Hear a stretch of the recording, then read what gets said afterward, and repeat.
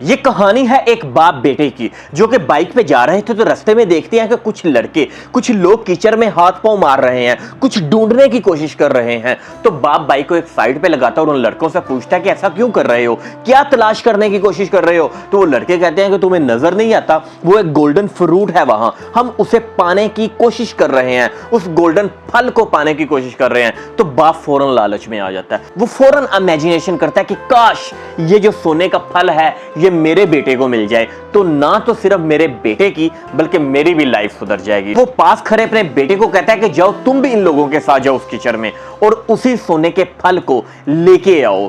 तो वो बेटा कहता है कि बाप मेरे सपने कुछ और हैं, मेरे ख्यालात कुछ और हैं, मेरी मंजिल ये नहीं है, मेरी खुशी ये नहीं है। तो बाप उसे कहता है कि मैं तुमसे पूछ नहीं रहा, मैं तुम्हें बता रहा हूं कि जाओ और वो फल लेके आओ।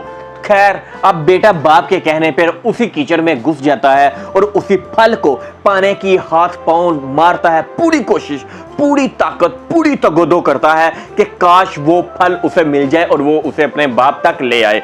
लेकिन थोड़े ही देर के बाद उस बेटे को पता चलता है कि जिस कीचड़ में उसने जंप किया है वो बेसिकली कीचड़ नहीं है, वो दलदल है। और जैसे जैसे वो उसमें हाथ पांव मारता जा रहा है वो जमीन की ओर नीचे की तरफ घुसता चला जा रहा है। वो अपने बाप को कोशिश करता है बुलाने की, उससे मदद मांगने की कोशिश करता है। बाप को कहता है कि बाबूजी मुझे बचाओ, मैं अंदर ही अंदर डूबता चला जा रहा हूं। लेकिन बाप कहता है कि ड्रामे ना कर, दूसरे भी तो इसे पाने की कोशिश कर रहे हैं ना, तो तू क्यों ये ड्रामे कर रहा है, वो भी तो तेरे साथ है ना, जब वो नहीं मर रहे तो तू कौन सा मर जाएगा। तू भी कोशिश कर और वो फल मुझे चाहिए, उसे लेके ही आना, वही तेरे लिए बेहतर है। बेटा अपने बाप की खुशी के लिए उस फल को पाने के लिए पूरी कोशिश करता है, पूरी तगोदो करता है, हाथ पांव मारता है, लेकिन वो फल उसके हाथ में नहीं आता। फल क्या आना था, वो बल्कि खुद ही उस दलदल में घुसता चला जाता और बाप ऊपर खड़ा उसका तमाशा देख रहा है, कोई परवाह नहीं करता, क्योंकि वो ये देख रहा है कि जब दूसरे कर रहे हैं तो मेरा बेटा क्यों नहीं कर सकता, यही उसके लिए बेहतर है। खैर वो खड़ा रहता है और बेटा आस्ता आस्ता उस दलदल में डूब के मर जाता है।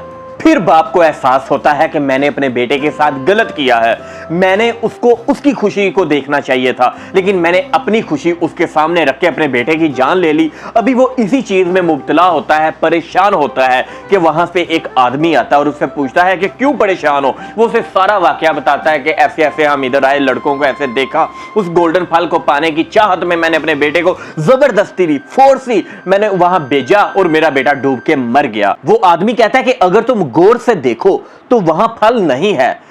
तो वो बंदा कहता है कि हैं तुम पागल तो नहीं हो, वो तुम्हें फल नजर नहीं आ रहा, वो मेरे सामने तो है।